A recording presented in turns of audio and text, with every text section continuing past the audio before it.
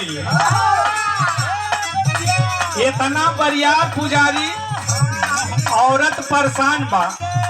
जैसे मौलिया के हम दारू का पुजारी कोई का पुजारी होत ह।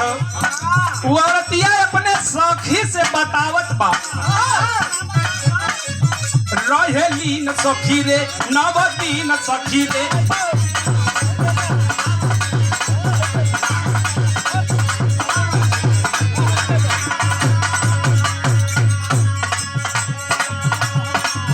माइके नमावा जपेला रातो तीन सखी रे।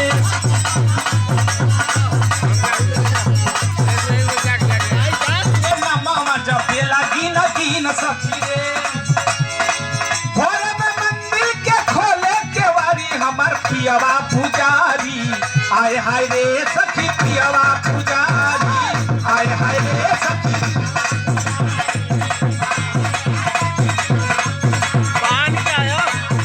रहेली न सखी रे नवदी न सखी रे।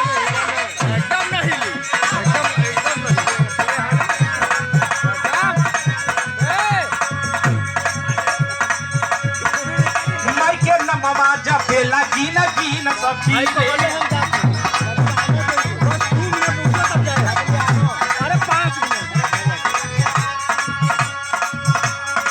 भोरे में मंदिर के खोले केवाड़ी हमर पियवा पुजारी।